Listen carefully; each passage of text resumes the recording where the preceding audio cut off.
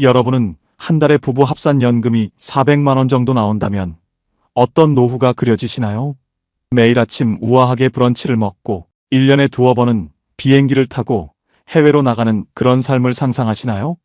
아마 대한민국 은퇴자 10명 중 9명은 그 정도면 신선노름이지라며 부러워하실 겁니다. 그런데 말입니다. 지금 제 모습을 보시면 아마 생각이 달라지실 겁니다. 영하의 추위가 몰아치는 밤 10시 반. 저는 지금 동네 편의점의 냉장 쇼케이스 앞에서 1,500원짜리 삼각김밥 2개를 들고 한참을 망설이고 있습니다. 2+1 행사를 하는 컵라면까지 합치면 오늘 제 저녁값은 5,000원을 넘지 않겠죠? 여보, 그냥 그거 사와. 내일 아침까지 때우게. 등 뒤에서 들려오는 아내의 목소리도 이제는 예전에 그 카랑카랑했던 교사 시절 톤이 아닙니다. 우리는 30년 넘게 나란 일을 했습니다. 저는 3급 부의사관으로, 아내는 초등학교 교사로 평생을 성실하게 봉직했죠. 그 대가로 국가가 우리 부부에게 약속한 연금은 매달 400만 원이 조금 넘습니다. 그런데 왜 우리는 이 늦은 밤 남들 눈을 피해 편의점 마감 할인 상품을 뒤지고 있는 걸까요? 연금 400만 원을 받는 저희가 왜 한 달에 진짜 내 손에 쥐는 돈은 50만 원도 안 되는 처지가 됐을까요? 혹시 여러분 중에도 공무원 연금만 있으면 노후 걱정 끝이다라고 믿고 계신 분 계신가요? 아니면 연금 많이 나오니까 자식들한테 좀 더 퍼줘도 되겠지라고 안심하고 계신가요? 오늘 제가 들려드릴 이야기는 그 달콤한 환상이 어떻게 독이 되어 제 목을 죄어왔는지에 대한 처절한 기록입니다. 오늘 저는 누구에게도 말하지 못한 공무원 부부의 고품격 빈곤에 대해 고백하려 합니다. 우리를 거지같이 살게 만든 건 결코 돈이 부족해서가 아니었습니다. 오히려 우리가 평생 완장처럼 차고 있던 그 명예와 체면, 그리고 세상 물정 모르는 무지가 우리를 이 차가운 편의점 구석으로 몰아넣었습니다. 이 비극의 끝에서 저희 부부는 다시 품격 있는 인간으로 돌아갈 수 있었을까요? 아니면 끝내 강남 아파트라는 껍데기만 붙잡고 굶주린 채 생을 마감하게 될까요? 남부러울 것 없던 공무원 부부가 왜 연금의 노예가 되었는지 그 충격적인 실체를 지금 공개합니다. 여러분의 노후는 지금 안전하신가요? 아니면 저처럼 화려한 숫자 뒤에서 소리 없이 무너지고 계신가요? 그렇다면 집중하세요. 당신의 노후를 구할 결정적인 단서가 숨어 있습니다.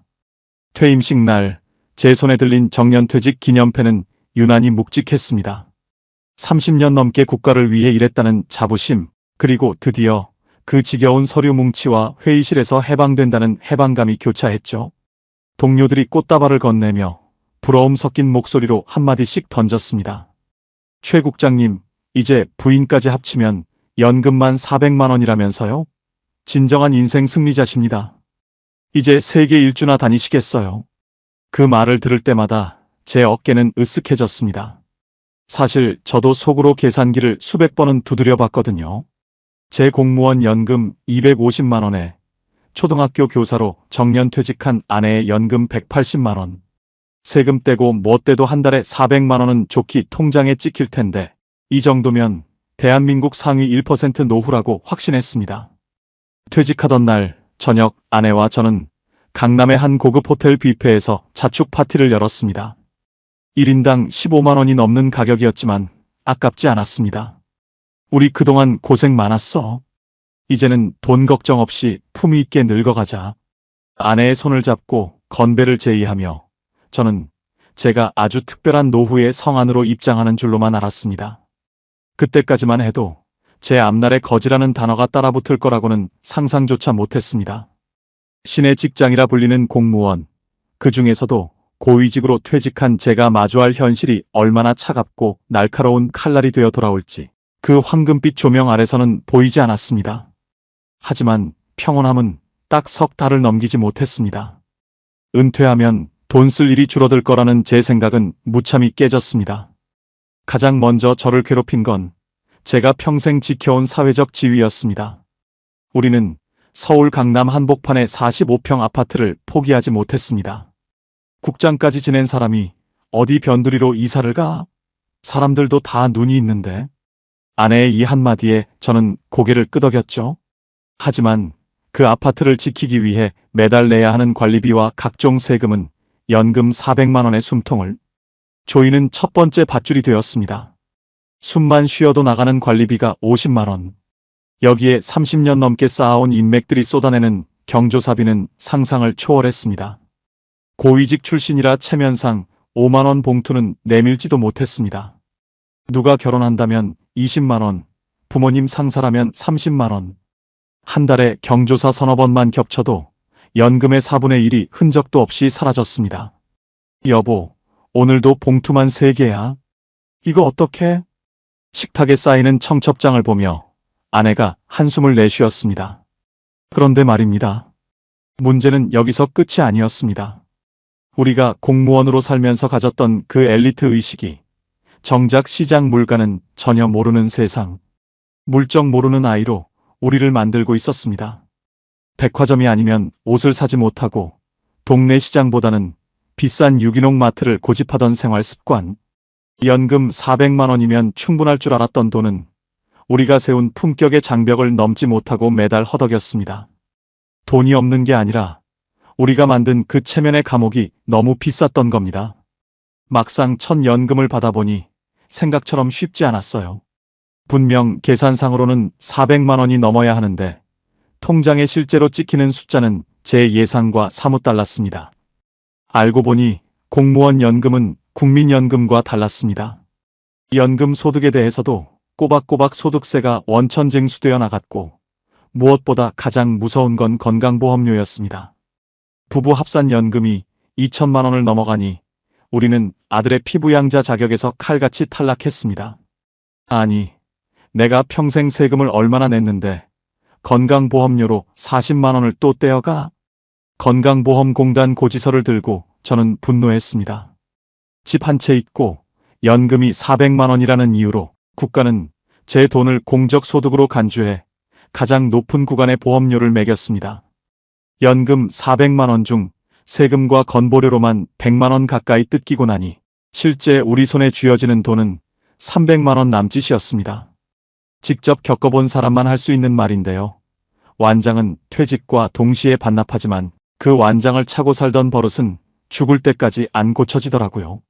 그 300만 원으로 강남 아파트 관리비를 내고 품위 유지비를 쓰고 자식들 뒷바라지까지 하려니 우리 부부의 삶은 급속도로 무너지기 시작했습니다.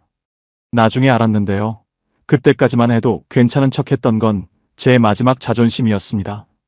하지만 통장 잔고가 10만 원 밑으로 떨어지던 그날, 저는 평생 입지도 않던 후줄근한 잠바를 걸치고 처음으로 편의점 도시락 코너 앞에 섰습니다.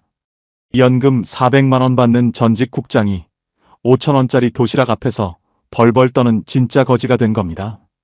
도대체 무엇이 잘못된 걸까요? 왜 우리는 남들이 그토록 부러워하는 황금, 연금을 받고도 이렇게 비참한 삶을 살게 된 걸까요? 순간 마음이 철렁했습니다. 우리의 고통은 이제 시작에 불과했습니다.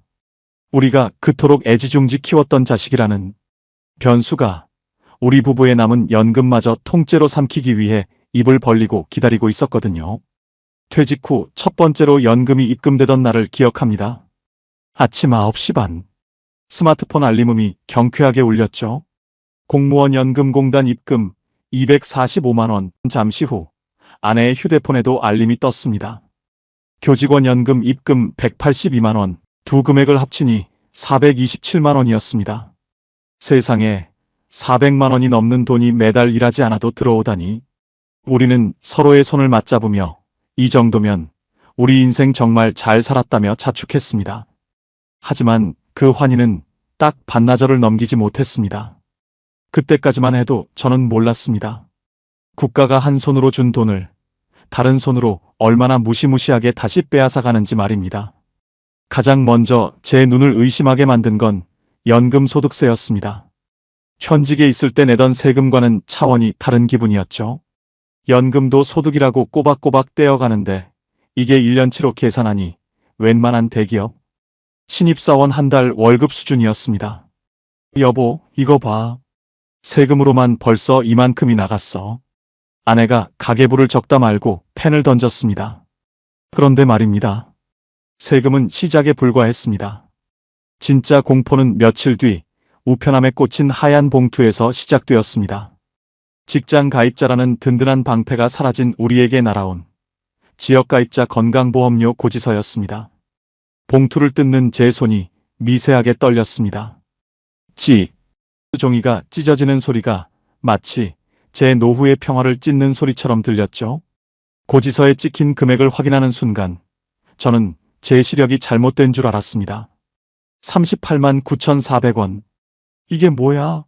우리가 무슨 잘못을 했다고 한 달에 40만 원 가까운 돈을 건보료로 내? 아내는 비명을 지르듯 소리쳤습니다. 알고 보니 그게 아니었어요. 우리가 은퇴할 때까지 애지중지 지켜온 강남의 45평 아파트, 그리고 우리 부부의 400만 원 연금이 문제였습니다. 지역가입자는 소득뿐만 아니라 재산에도 점수를 매겨서 보험료를 산정하더군요. 소득은 줄었는데 건보료는 현직 때보다 2배 가까이 치솟은 겁니다. 문제는 여기서 끝이 아니었습니다. 아들 여성 밑으로 피부양자 등록을 하려고 전화를 걸었더니 공단 직원은 기계적인 목소리로 부부 합산 소득이 2천만 원을 초과해서 자격이 안 됩니다라고 잘라 말했습니다. 연금을 많이 받는다는 이유로 우리는 국가로부터 돈 많은 부자 취급을 받으며 매달 40만 원을 생돈으로 내야 하는 처지가 된 겁니다. 혹시 여러분도 이런 고지서 때문에 뒷목 잡아본 적 없으신가요? 열심히 일해서 연금을 많이 쌓아놨더니 이제는 그 연금이 많다고 건강보험료로 다 털어가는 이 기막힌 상황. 저는 고지서를 3번이나 다시 확인하며 혼잣말을 내뱉었습니다. 이거 잘못 온 거겠지? 우리가 무슨 수로 매달 이걸 다 내? 하지만 잘못 온 건 고지서가 아니라 제 인생의 설계였습니다. 세금과 건보료로만 연금의 25%가 흔적도 없이 증발하고 있었습니다. 400만 원이라는 숫자는 그저 화려한 포장지에 불과했고 포장지를 뜯어보니 속은 이미 벌레 먹은 것처럼 텅 비어 있었던 겁니다. 나중에 알았는데요. 진짜 비극은 돈이 모자란다는 사실보다 돈이 없다고 말을 못하는 상황에 있었습니다. 퇴직 후에도 멈추지 않는 각종 모임과 동창회비. 최 국장, 이번에 우리과 모임 알지? 강남에서 모이니까 빠지지 마. 선배들의 전화 한 통에 제 가슴은 철렁 내려앉았습니다. 강남 한복판에서 밥 한 끼 먹고 차 마시면 한 사람당 10만 원은 우습게 나갑니다. 현직에 있을 때는 부하 직원들이나 업자들이 내던 돈이었지만 이제는 제 얇아진 지갑에서 생사를 도려내듯 꺼내야 하는 돈이 됐습니다. 그렇다고 나 돈 없어서 못 나가라는 말은 죽어도 하기 싫었습니다. 그건 30년 공무원 생활을 통째로 부정당하는 기분이었으니까요. 결국 연금 400만 원 중 세금과 건보료를 떼고 남은 300만 원. 여기서 아파트 관리비 50만 원을 내고 부부 보험료 40만 원을 빼고 나면 남는 건 210만 원. 다시 여기서 경조사비와 품위 유지비로 100만 원을 쓰고 나면 우리 부부가 한 달 식비로 쓸 수 있는 돈은 고작 110만 원 뿐이었습니다. 여보, 오늘도 마트 가서 고기 한 근을 못 샀어. 어떻게 공무원 부부 연금이 400인데 소고기 한 번 마음 편히 못 구워 먹어? 아내의 투정은 이제 일상이 됐습니다. 직접 겪어본 사람만 할 수 있는 말인데요. 서울 사람들은 은퇴하고 1년 안에 다 올라간다는 말이 있더라고요. 강남 아파트를 팔고 경기도 변두리로 가야 한다는 걸 머리로는 알았지만 아파트 정문이 로고가 주는 그 알량한 자존심이 제 발목을 잡고 놔주지 않았습니다. 나중에 알았는데요. 그 자존심의 대가는 너무나 가혹했습니다. 우리가 400만 원이라는 숫자에 취해 자식들에게 너희 걱정 마라. 아빠, 엄마는 연금 나온다라고 호언장담했던 것이 이제는 우리 부부를 벼랑 끝으로 밀어내는 결정타가 되었습니다. 순간 마음이 철렁했습니다. 돈이 없다고 솔직하게 고백해야 할 시점을 놓치자 자식들은 우리를 언제든 꺼내 쓸 수 있는 현금 인출기로 생각하기 시작했습니다. 자식이라는 이름에 거대한 밑 빠진 독이 우리 부부의 마지막 생명줄인 연금을 통째로 삼키기 위해 입을 벌리고 다가오고 있었던 겁니다. 솔직히 포기하고 싶었습니다. 남들이 부러워하는 400만 원의 연금. 그것이 우리 부부를 거지같이 살게 만드는 창살 없는 감옥이 될 줄이야. 은퇴식 날. 꽃다발을 받던 그때는 꿈에도 몰랐습니다. 과연 저는 이 퍼가요의 지옥에서 탈출할 수 있었을까요? 그리고 자식들이 내미는 그 뻔뻔한 손길을 저는 어떻게 뿌리쳐야만 했을까요? 퇴직 후 1년째 되던 어느 일요일 오후였습니다. 평소엔 안부 전화 한 통 없던 아들 녀석이 며느리와 손주까지 데리고 불쑥 찾아왔습니다. 아내는 오랜만에 손주 본다며 들떠서 며칠 전부터 장을 보고 소갈비를 재우고 분주하게 움직였죠. 저도 내심 반가웠습니다. 그래도 자식 농사는 잘 지었지 하는 자부심이 있었거든요. 아들은 서울의 유명 대학을 나와 전문직 시험을 준비하고 있었습니다. 지금까지 들어간 학비와 생활비만 해도 강남 아파트 한 채 값은 좋게 될 겁니다. 식사를 마치고 과일을 깎을 때쯤 아들이 머뭇거리며 본론을 꺼냈습니다. 아버지, 실은 제가 이번에 사무실을 좀 크게 내보려고 하는데 보증금이 한 1억 원 정도 모자라서요. 은행 대출은 이미 꽉 찼고 아버지는 연금도 매달 400만 원이나 나오시니까 조금만 도와주시면 안 될까요? 순간 사과를 깎던 아내의 손이 멈췄습니다. 저는 당황해서 입술을 달싹였죠. 연금 400만 원. 밖에서 보기엔 어마어마한 부자 같겠지만 세금 떼고 건보료 내고 관리비 내면 우리 손에 남는 건 쥐꼬리만 한 돈이었습니다. 아들아, 나도 퇴직하고 나니까 예전 같지가 않다. 나가는 돈이 생각보다 너무 많아서. 제 말이 끝나기도 전에 아들의 표정이 굳어졌습니다. 에이, 아버님. 저희 주변 공무원 퇴직하신 분들 보면 다들 여유 있게 사시던데요. 저희가 남도 아니고 손주 녀석 교육비도 만만치 않은 거 아시잖아요. 옆에서 듣던 며느리까지 거들었습니다. 아버님, 요즘 강남에서는 애들 영어 유치원 안 보내면 바보 소리 들어요. 저희도 오죽 답답하면 여기까지 와서 이런 말씀 드리겠어요. 그때까지만 해도 저는 몰랐습니다.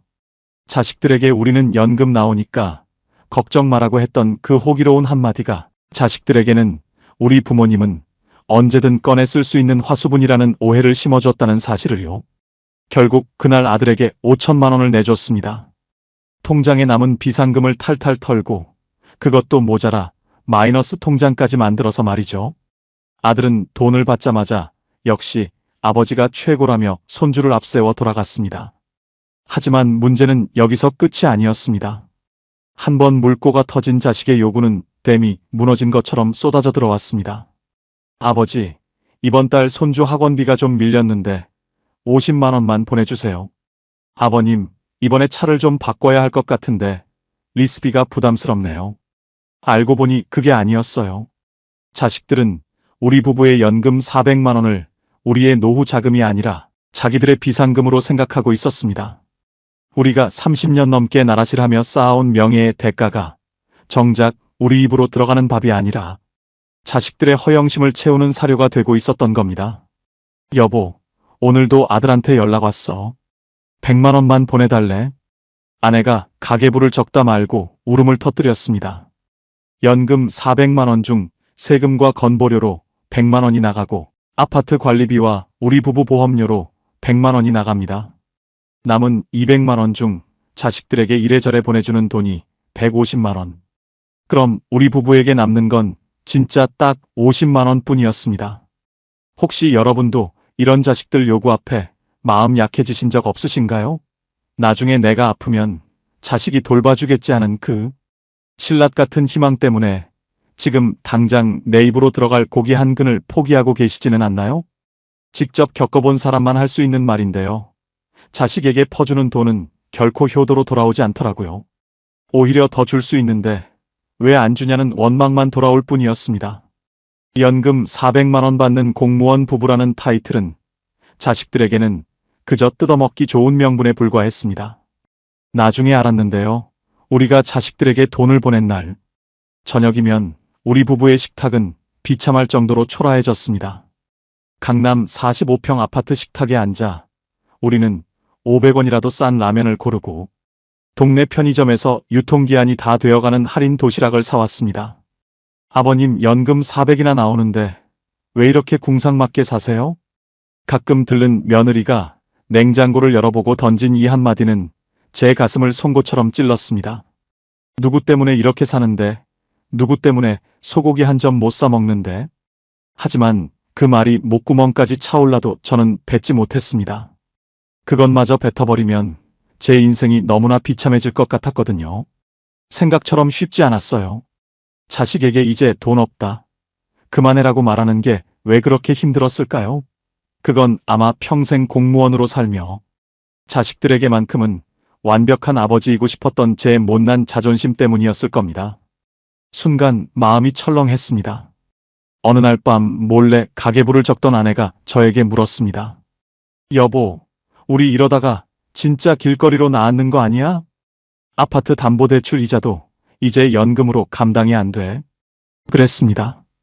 연금 400만 원은 우리를 지켜주는 성벽이 아니라 우리가 자식이라는 늪에 더 깊이 빠지게 만드는 무거운 모래주머니였습니다. 우리는 겉으로는 우아한 은퇴 공무원 부부였지만 속으로는 자식의 등살에 밀려 뼈마디가 녹아내리는 현대판 양반 거지였습니다. 독하게 마음먹지 않으면 이 늪에서 빠져나갈 수 없다는 걸 깨달았을 때 이미 제 마이너스 통장은 3천만 원을 넘어서고 있었습니다. 과연 저는 이 밑 빠진 독을 깨버릴 수 있었을까요?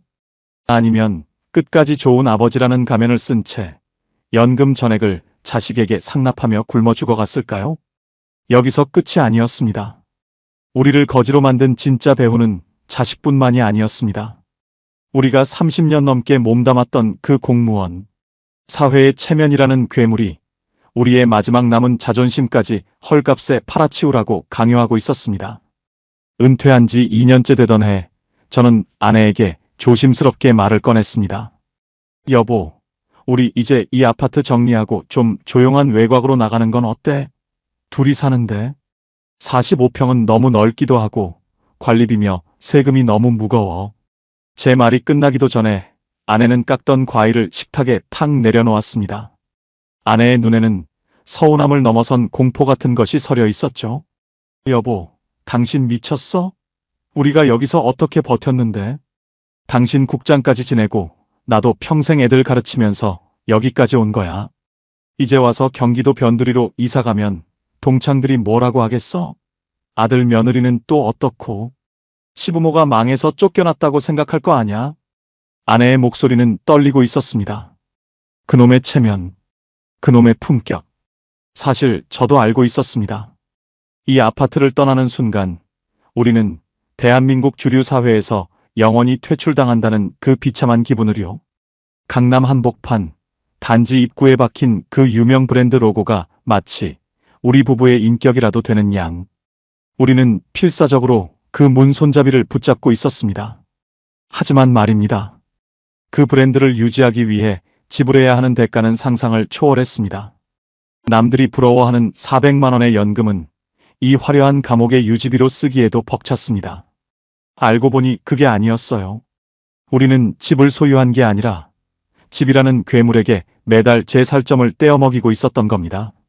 직접 겪어본 사람만 할 수 있는 말인데요. 서울 고위직 공무원들은 퇴직하고 1년 안에 다 올라간다는 말이 있더라고요. 산기슭으로 가는 게 아니라 자존심의 절벽 위로 올라간다는 뜻입니다. 내려오는 법을 배우지 못한 우리 부부는 그 높은 곳에서 찬 바람을 맞으며 덜덜 떨고 있었습니다. 여러분, 강남 아파트에 살면 우아하게 커피만 마실 것 같나요? 매달 날아오는 관리비 고지서를 보면 아마 기절하실지도 모릅니다. 은퇴 전에는 회사에서 나오는 월급이 넉넉해서 관리비 50만 원, 60만 원 나가는 게 큰일이 아니었습니다. 하지만 연금으로 생활하는 지금은 그 숫자가 제 목을 죄는 올가미가 되었습니다. 여보, 이번 달 관리비가 62만 원이나 나왔어. 겨울이라 난방비가 좀 들었다지만 이건 너무하잖아.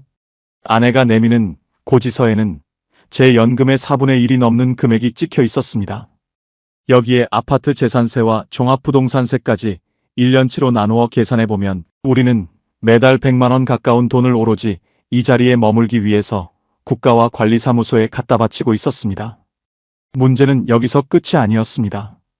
아내는 여전히 동네 백화점 문화센터를 다녔고 전직 교사들과의 모임에서는 1인당 3만 원짜리 브런치를 먹었습니다. 남들도 다 이 정도는 하고 살아. 우리가 무슨 기초수급자도 아니고. 아내의 이 말은 우리 부부의 현실을 가리는 거대한 커튼이었습니다. 그런데요, 그 커튼 뒤에서 우리는 비명을 지르고 있었습니다. 겉으로는 화려한 외투를 입고 있었지만 속옷은 해지고 구멍난 상태였죠. 연금 400만 원 중 세금과 건보료로 100만 원이 나가고 집 유지비로 100만 원이 나갑니다. 남은 200만 원 중 지난 장에서 말씀드린 자식 지원금 100만 원을 보내고 나면 우리 부부의 생활비는 단돈 100만 원. 여기에 자동차 보험료, 기름값, 통신비까지 빼고 나면 진짜 우리 부부 입으로 들어가는 돈은 하루에 2만 원도 채 되지 않았습니다. 45평 강남 아파트 거실에 앉아 우리는 1,500원짜리 삼각김밥으로 끼니를 때우며 그래도 우리는 강남 사람이야라는 허망한 주문을 외우고 있었습니다. 혹시 여러분 중에도 집의 크기가 내 자존심의 크기라고 믿고 계신 분 계신가요? 그 집이 당신의 노후를 지켜주는 요새입니까? 아니면 당신의 노후를 갉아먹는 기생충입니까? 나중에 알았는데요. 진짜 고통은 밖에서 시작되었습니다. 한 달에 한 번 있는 공무원 연금 수급자 모임. 다들 예전 직급이 국장이고 과장이었던 사람들이 모이는 자리죠. 그 자리에 갈 때마다 저는 제일 좋은 정장을 꺼내 입고 낡은 구두를 광나게 닦았습니다. 이봐, 최 국장. 이번에 손주 녀석이 영어 유치원 들어갔다며?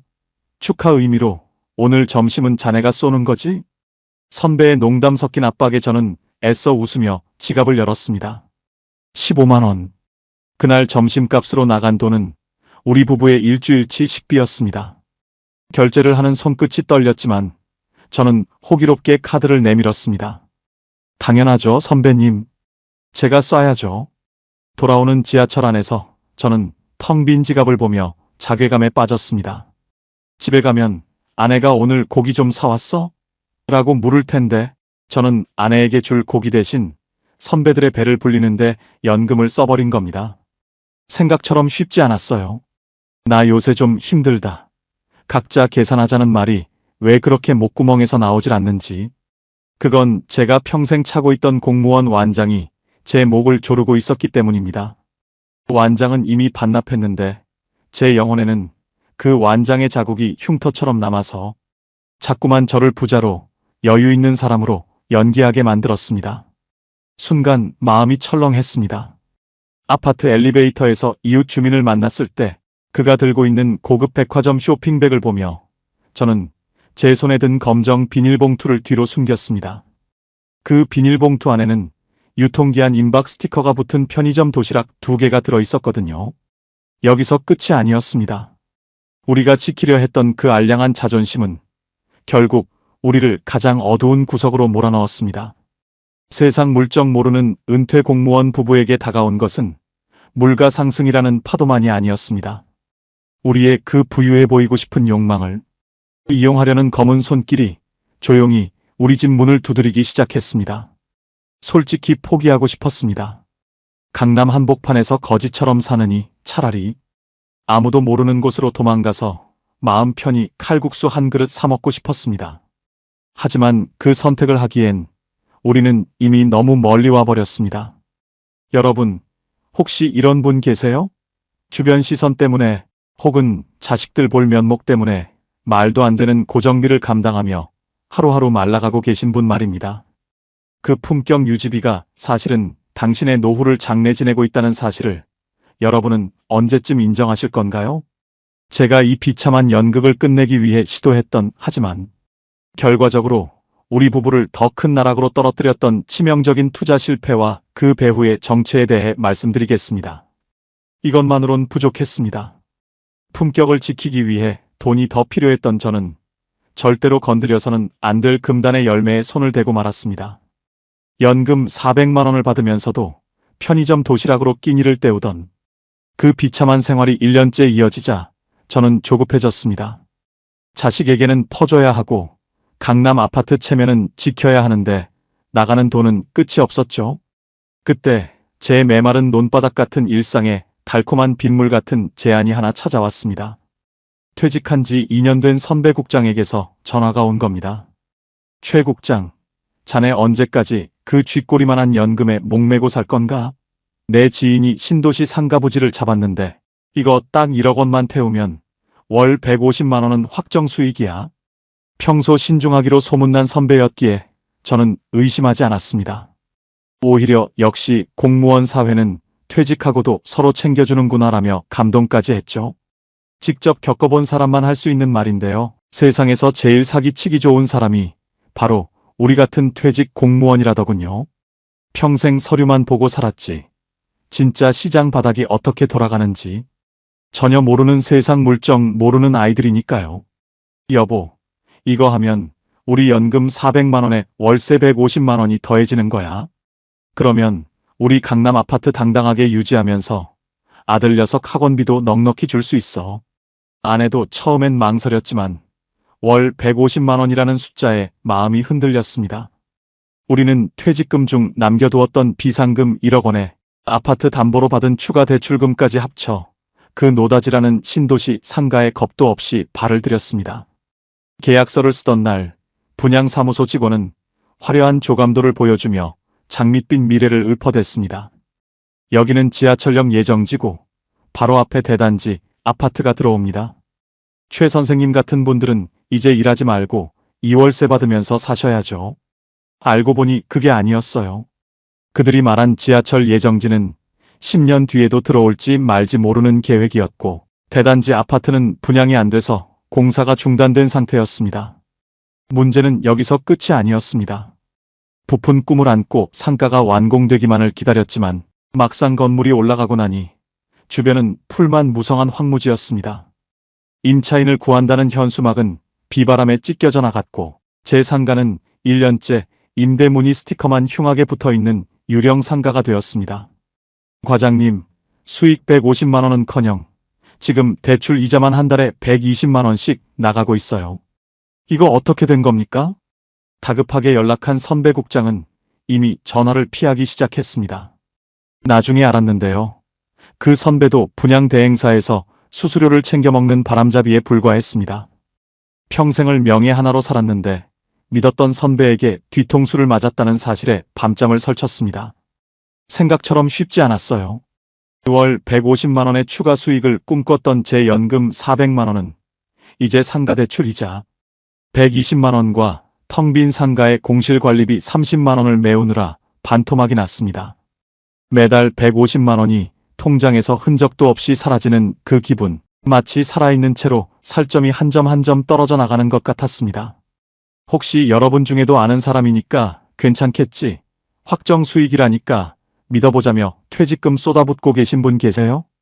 공무원 사회의 폐쇄적인 인맥이 노후에는 가장 위험한 칼날이 될 수 있다는 걸 명심하셔야 합니다. 상황이 이 지경이 되자 아내와의 싸움은 전쟁으로 변했습니다. 당신이 똑똑한 척 다 하더니 이게 뭐야? 우리 노후 자금 다 날리고 이제 어떡할 거야? 아내의 통곡 소리가 강남 아파트 거실에 가득 찼습니다. 저는 아무 말도 할 수 없었습니다. 1억 원이라는 거금은 이미 저 멀리 신도시의 콘크리트 덩어리 속에 갇혀버렸고 당장 이달치 대출 이자를 걱정해야 하는 처지가 됐으니까요. 결국 저는 그 상가를 급매로 내놓았습니다. 분양가보다 30% 낮춰도 보러 오는 사람이 없었습니다. 부동산 중개인은 혀를 차며 말하더군요. 선생님, 여기는 이미 기획 부동산이 휩쓸고 간 자리예요. 지금 팔려면 1억 원 넣으신 거 거의 포기하셔야 합니다. 순간 마음이 철렁했습니다. 평생 나라질하며 한 푼 두 푼 모은 1억 원이 단 1년 만에 1,000만 원의 가치도 안 남게 됐다는 사실. 이게 바로 자본주의의 민낯이었고 세상 물정 모르는 퇴직 공무원에게 내리는 가혹한 벌이었습니다. 직접 겪어본 사람만 할 수 있는 말인데요. 숫자가 사람을 죽이더라고요. 매달 연금 날이 되면 400만 원이 들어오지만 은행 대출 이자와 연체된 관리비 고지서들이 독수리처럼 달려들어 그 돈을 채가기 바빴습니다. 나중에 알았는데요. 그때까지만 해도 제 자존심은 그래도 강남 아파트는 지켰다며 자위하고 있었습니다. 하지만 텅 빈 지갑을 보며 편의점에서 컵라면을 고르는데 눈물이 왈칵 쏟아졌습니다. 연금 400만 원 받는 전직 고위 공무원이 잘못된 투자 한 번에 기초수급자보다 못한 마음으로 하루를 버티게 된 겁니다. 문제는 여기서 끝이 아니었습니다. 돈이 떨어지니 사람도 떠나가더군요. 그토록 챙겼던 자식들은 아버지가 잘못 투자해놓고 왜 우리한테 짜증이세요? 라며 발길을 끊었습니다. 1억 원을 지키려다 시작한 투자가 제 노후의 모든 관계를 불살라버린 겁니다. 솔직히 포기하고 싶었습니다.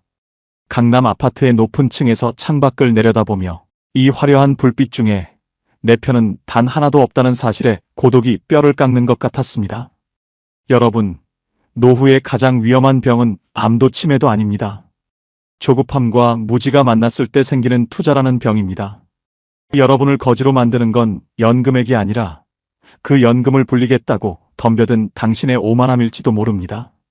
제가 이 무너진 자존심의 잔해 속에서 어떻게 친구를 잃고 가족을 잃으며 진짜 고독한 거지가 되어갔는지 말씀드리겠습니다.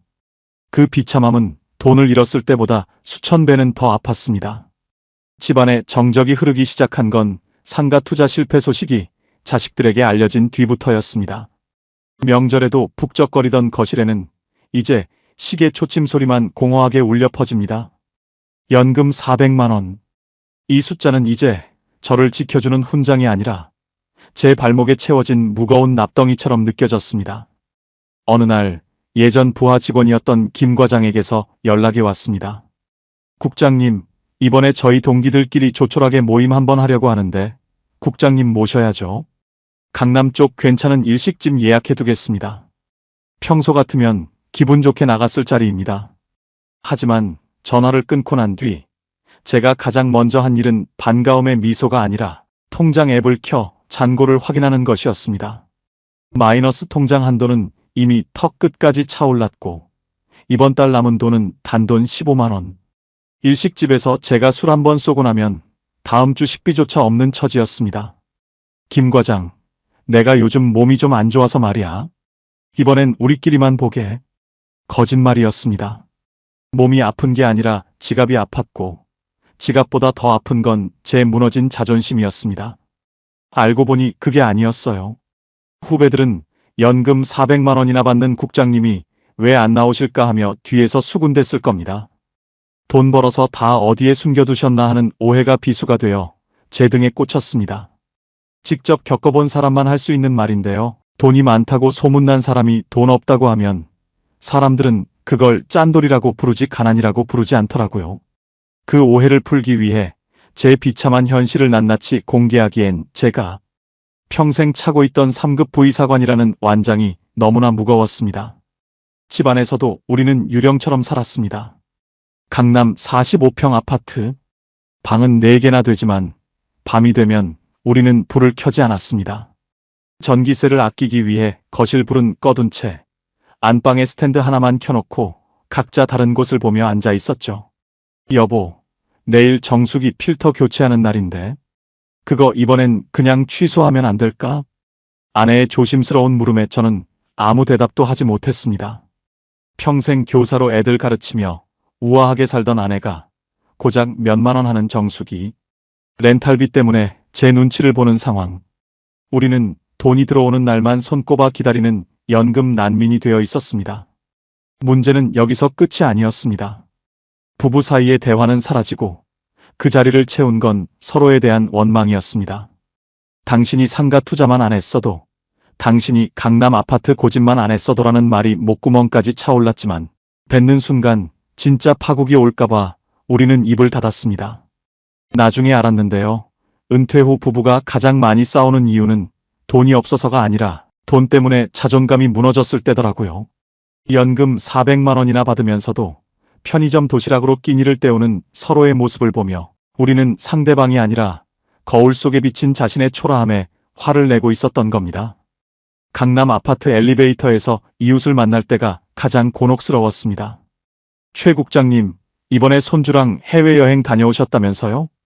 대충 얼버무리며 내리는 제 손에는 마트 할인 코너에서 산 50% 세일 두부가 들려 있었습니다. 혹여나 이웃이 볼까봐 검은 비닐봉지를 뒤로 숨기며 저는 제가 이 화려한 아파트의 진짜 주인이 아니라 기생하는 벌레처럼 느껴졌습니다. 가장 뼈아픈 건 자식들과의 관계였습니다. 아들에게 전세금 5천만 원을 빌려준 뒤로 아들은 제가 당연히 그 정도 여유는 있는 줄 알았습니다. 가끔 전화가 올 때마다 아들은 아버지, 연금 400만 원이면 저희보다 훨씬 많으신데 뭘 그렇게 아끼세요? 라고 말하곤 했습니다.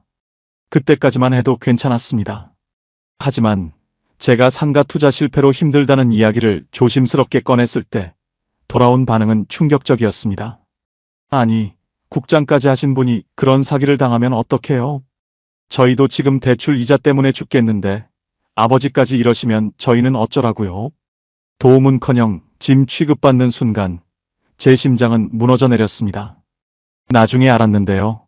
자식들에게 비치는 부모의 연금은 부모의 생명줄이 아니라 자식들의 안전판이었습니다. 안전판이 흔들리니 자식들은 자기들의 미래가 걱정되어 오히려 화를 낸 것이었죠. 여기서 중요한 게 있어요. 우리는 자식들에게 가난을 들키지 않으려 거짓말을 했고 그 거짓말은 고립이라는 독이 되어 돌아왔습니다.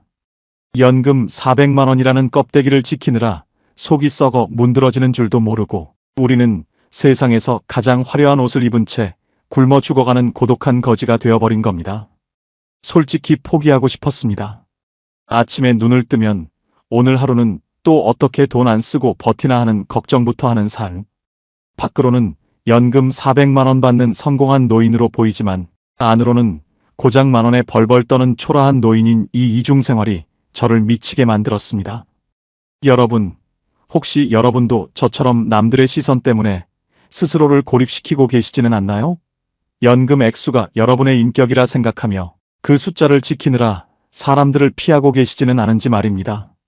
순간 마음이 철렁했습니다. 이대로 살다간 돈을 다 쓰기도 전에 제가 먼저 고독사 하겠다는 공포가 밀려왔습니다.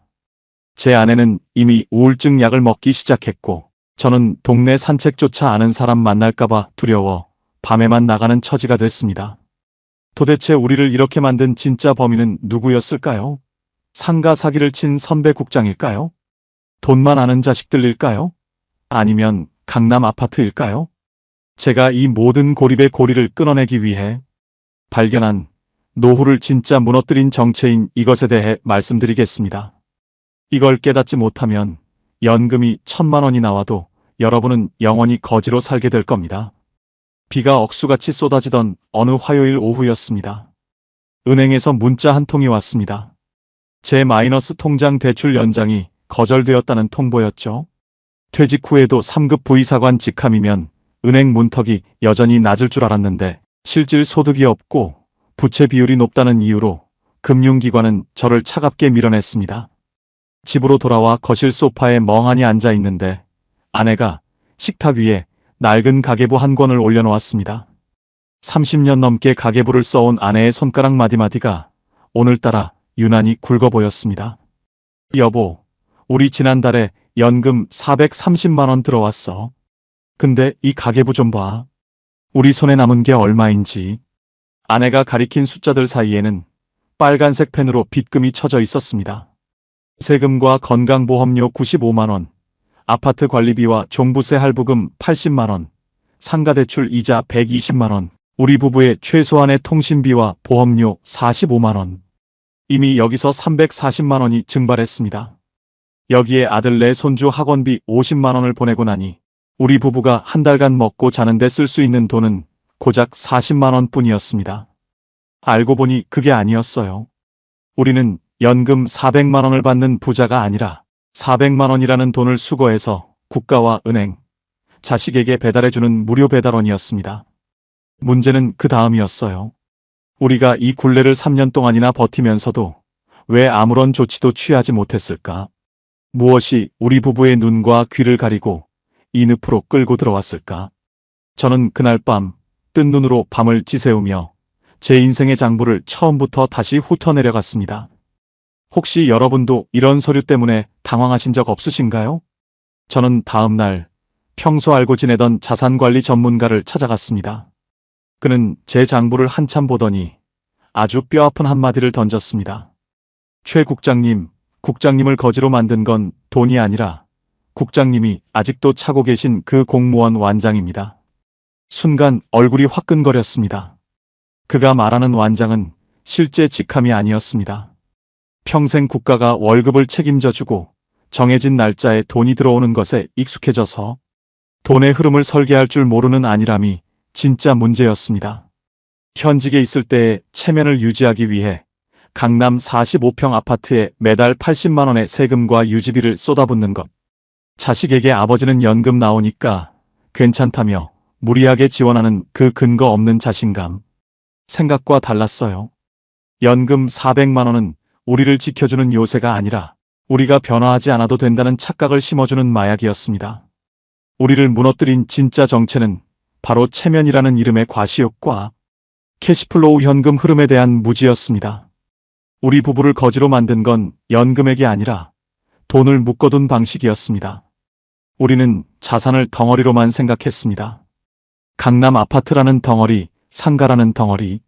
하지만 노후에 진짜 필요한 건 그 덩어리가 아니라 매달 내 입으로 들어갈 밥값을 확보하는 유연함이었습니다. 세금 설계도 하지 않고 건보료 산정 방식도 공부하지 않은 채 나라가 알아서 해주겠지라고 믿었던 그 순진한 공무원 마인드가 우리를 사지로 몰아넣었습니다. 직접 겪어본 사람만 할 수 있는 말인데요. 서울 고위 공무원들은 1년 안에 다 올라간다고들 하죠. 산이 아니라 자존심의 절벽으로요. 그 절벽에서 뛰어내릴 용기가 없어서 우리는 매달 400만 원을 손에 쥐고도 편의점 도시락으로 연명하고 있었던 겁니다. 나중에 알았는데요. 해결책은 아주 가까운 곳에 있었습니다. 그것은 바로 인정하는 것이었습니다. 내가 더 이상 3급 부의사관 최국장이 아니라는 사실, 우리 부부가 더 이상 강남 아파트의 주인이 아니라 그 아파트의 노예라는 사실을 인정하는 순간 막혔던 혈관이 뚫리듯 해결책이 보이기 시작했습니다. 여보, 우리 이 완장 이제 그만 벗자. 그날 저녁 저는 아내의 손을 잡고 처음으로 솔직하게 말했습니다. 강남 아파트를 팔고 경기도 변두리로 나가자고. 아파트 판 돈으로 대출금과 상가 손실을 모두 메우고 남은 돈은 연금형 자산으로 돌려서 국가가 주는 연금 말고 진짜 우리가 마음대로 쓸 수 있는 우리만의 돈을 만들자고 말입니다. 아내의 눈에서 눈물이 주르륵 흘렀습니다. 그건 상실의 눈물이 아니라 3년 동안 우리를 짓눌러온 품격이라는 이름의 창살에서 벗어나는 안도의 눈물이었습니다. 우리는 그날 밤 처음으로 편의점 도시락이 아닌 집밥을 차려 먹었습니다. 비록 소박한 나물 반찬뿐이었지만 그 어떤 호텔 뷔페보다 달고 맛있었습니다. 문제는 여기서 끝이 아니었습니다. 우리가 변하기로 결심하자 그토록 당당하게 손을 내밀던 자식들의 반응이 달라졌습니다. 아버지, 이제 저희 지원 못 해줍니다. 우리도 우리 살 길 찾아야겠어요. 이 선언을 하는데 3년이 걸렸습니다. 자식들에게 나쁜 부모가 될 용기를 내자 비로소 우리의 노후가 숨을 쉬기 시작했습니다. 혹시 여러분도 내가 왕년에 어떤 사람이었는데 라는 생각 때문에 오늘의 비참함을 견디고 계시지는 않나요?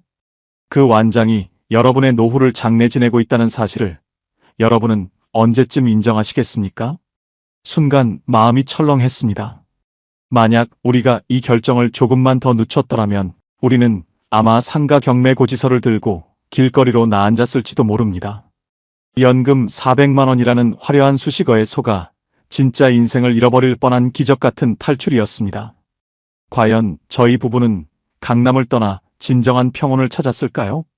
그리고 완장을 벗어던진 저희 부부의 통장은 어떻게 다시 살아났을까요? 저희 부부의 새로운 인생 장부와 연금 400만 원을 진짜 내 돈으로 만드는 현실적인 기술에 대해 말씀드리겠습니다. 이제 진짜 평온한 노후가 시작됩니다. 강남 45평 아파트를 떠나던 날 이삿짐 트럭은 생각보다 단출했습니다. 그 큰 집을 가득 채웠던 화려한 가구와 장식품들을 중고시장에 내놓고 꼭 필요한 짐들만 챙기고 나니 마음 한구석에 고여있던 무거운 돌덩이가 쑥 빠져나가는 기분이었습니다. 이삿짐 차가 단지를 빠져나갈 때 저는 아파트 정문에 새겨진 브랜드 로고를 가만히 바라봤습니다. 3년 전 그 로고가 제 인격인 줄 알고 매달 수십만 원의 관리비와 세금을 내며 버텼던 제 모습이 참으로 가련하게 느껴지더군요. 경기도 외곽의 작은 평수 아파트로 옮기기로 결정했을 때 아내와 저는 약속했습니다. 이제 최 국장과 이 선생이라는 완장은 이 아파트 쓰레기통에 다 던져두고 가자고 말입니다. 여보, 짐이 줄어드니까 마음이 이렇게 가벼울 수가 없네. 조수석에 앉은 아내가 제 손을 잡으며 말했습니다. 알고 보니 그게 아니었어요. 우리를 지켜준다고 믿었던 그 집과 명예가 사실은 우리를 갉아먹는 기생충이었습니다. 아파트를 판 돈으로 상가 대출금 1억 2천만 원을 모두 갚고 남은 돈을 안전한 연금형 자산과 비상금으로 돌리자 우리 부부의 인생 장부에는 3년 만에 처음으로 플러스라는 글자가 선명하게 찍혔습니다. 직접 겪어본 사람만 할 수 있는 말인데요. 집 크기가 행복의 크기가 아니라 내 지갑에 든 현금이 내 웃음의 크기더라고요. 완장을 벗어던지니 비로소 옆에 앉은 아내의 웃음소리가 들리고 창밖의 풍경이 눈에 들어오기 시작했습니다. 새로 이사한 경기도의 작은 아파트에서 맞이한 첫 번째 연금날. 오전 9시 반, 여느 때처럼 입금 알림음이 울렸습니다. 부부 합산 420만 원. 지난달까지는 이 돈이 들어오자마자 은행 이자와 관리비로 썰물처럼 빠져나갔지만 이번 달은 달랐습니다. 대출이 사라지니 이자 120만 원이 굳었습니다. 집을 줄이니 관리비와 세금이 30만 원대로 내려앉았습니다. 무엇보다 우리가 지역 가입자에서 다시 피부양자로 돌아갈 수 있는 길을 찾았습니다. 자산 구조를 조정하여 소득 인정액을 낮추자 매달 40만 원씩 뜯기던 건강보험료가 거짓말처럼 사라졌습니다. 여보, 이번 달은 우리 손에 쥐는 돈이 300만 원이 넘어. 가계부를 적던 아내가 아이처럼 환호성을 질렀습니다. 그랬습니다. 연금 400만 원은 원래 이런 힘을 가진 돈이었습니다. 체면이라는 구멍과 자식이라는 밑 빠진 독만 막아도 우리 부부가 매일 소고기를 구워 먹고 한 달에 한 번 여행을 가도 남는 어마어마한 거금이었던 겁니다. 문제는 여기서 끝이 아니었습니다. 돈의 흐름이 살아나자 우리 부부의 표정부터 달라졌습니다. 편의점 도시락 코너에서 유통기한을 확인하던 저는 이제 없습니다. 대신 동네 시장에서 제일 좋은 식재료를 고르고 아내가 평소 가고 싶어 했던 백화점 문화센터 대신 진짜 배우고 싶었던 민화 그리기 수업에 등록해 주었습니다. 혹시 여러분도 저처럼 숫자에만 매몰되어 진짜 돈의 가치를 놓치고 계시지는 않나요? 연금 액수보다 중요한 건 그 돈 중 얼마가 진짜 내 입으로 들어오는가입니다. 400만 원을 받아 50만 원만 쓰던 거지. 국장에서 이제는 300만 원을 온전히 누리는 진짜 부자가 된 기분입니다. 마지막으로 제가 한 일은 아들 내외를 불러 폭탄 선언을 하는 것이었습니다. 앞으로 손주 학원비나 너희 생활비 지원은 일절 없다. 우리도 우리 노후를 지켜야 너희에게 짐이 안 된다는 걸 이제야 깨달았다. 처음에 아들은 당황한 기색이 역력했습니다.